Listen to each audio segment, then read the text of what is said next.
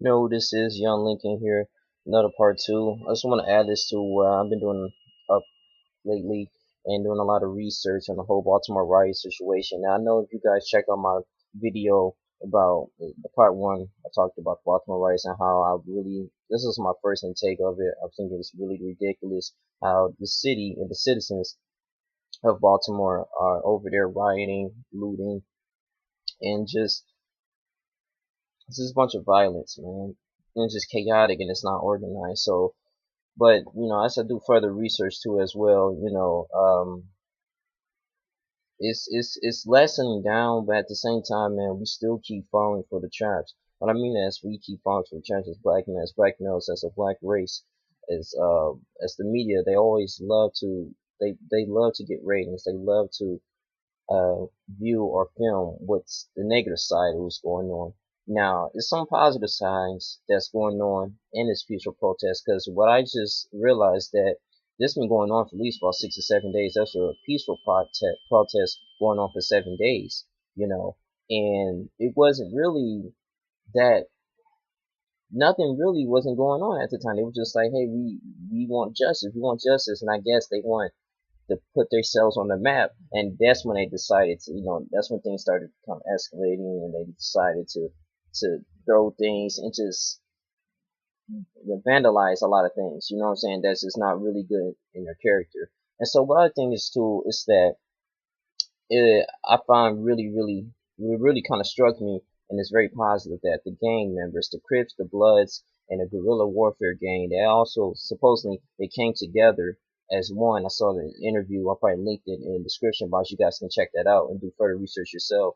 He was interviewing the journalist. It was an interview by journalists, and actually they was basically saying, we really just want to promote some type of peace in our communities, rebuild, clean up, take out the debris in our cities, and also to just uplift one another too as well. And I find that very, very powerful and peaceful. Let's go back into one of the 1800s, man. And my thing is too is this: black men, when we unified, when we dwell together in unity, that is unstoppable. That is very freaking powerful, especially if you have a definite plan and a goal. That is very powerful.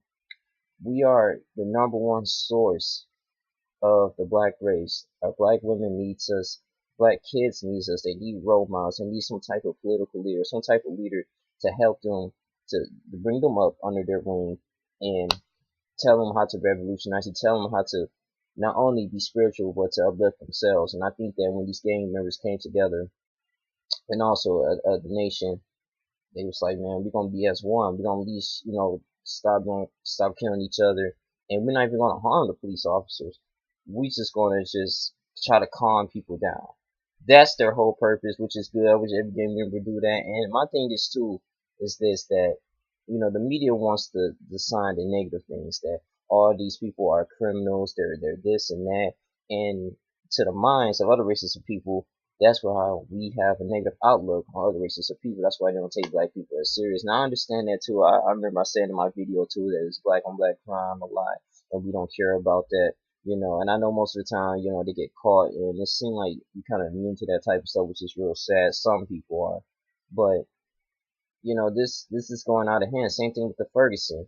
This is really getting out of hand. The looting, the rioting doesn't make any sense. And I'm thinking too, this is just another trap for police officers, for the federal government to pursue martial law. Because when martial law hits, it is the law. It's not. There's no rules for it.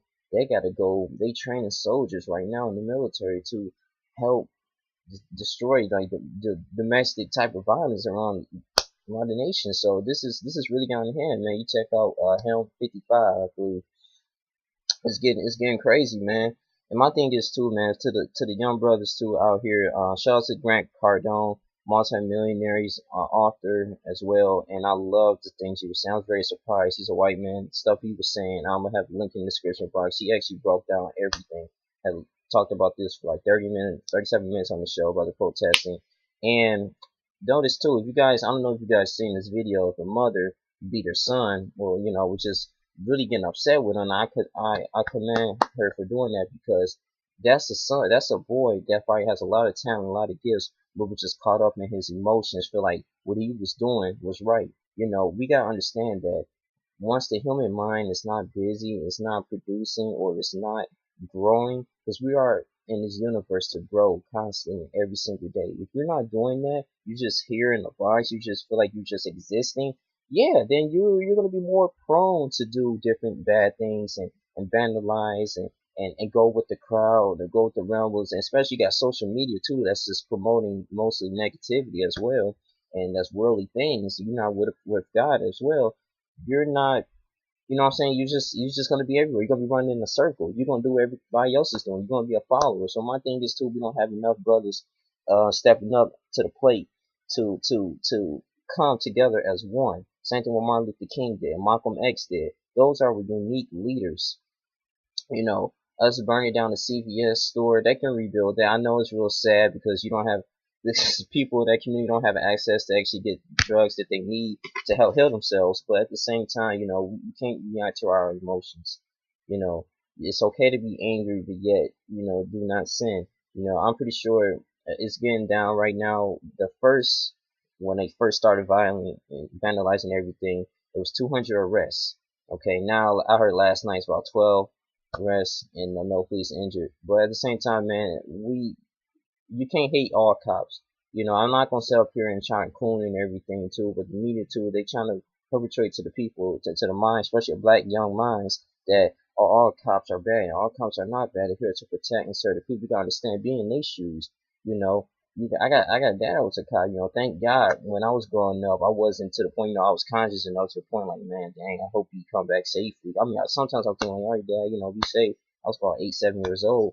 But I wasn't like I'm scared and always watching the news, seeing how he's gonna, if my dad's gonna come home or alive. You know what I'm saying? So my thing is too is this, you know, you got, everybody's not the enemy. It's just the system, the pressure, the principle of injustice. And I think in the solutions is this too.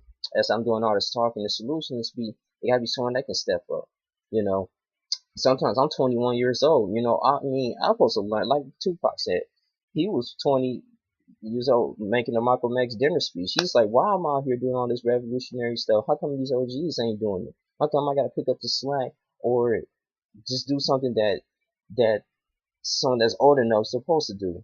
You know, I'm supposed to learn under them. I gotta put aside of my youth to help uplift my people, man. That's freaking crazy. I'm supposed to be learning as much as I can and to get the experience. But at the same time, sometimes we gotta step out the plate. And I like what Grant Cardone says. Another solution is too, what about one of these businessmen, these leaders come together and give these young men a job, give these young men an opportunity to produce in their communities, man? Because all that is, those young people are doing, we easily can criticize the people of Baltimore. I don't live in the city of Baltimore, so I'm not going to hear and judge them, okay? I'm pretty sure a lot of people in Baltimore got a lot of talents and gifts.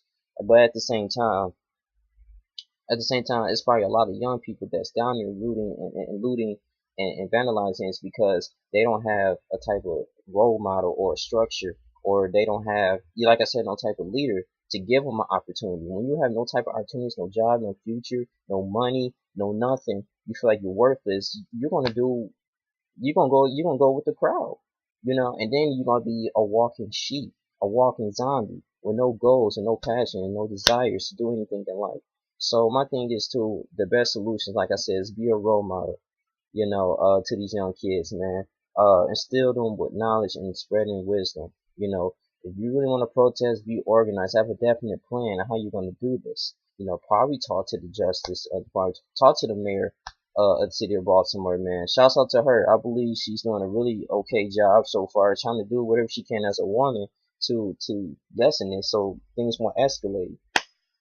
You know, but my thing is too, man. I think our young people. This is not even a black and a white thing. Young people, some white people there. This is everyone. To the young people that's lost, they need some type of open door, and that's why I'm working so hard right now on my YouTube channel. Because when I get to that point, I'm really gonna invest into the communities and do what I can. You know, but I'm 21 years old, so I'm still trying to, get established and everything.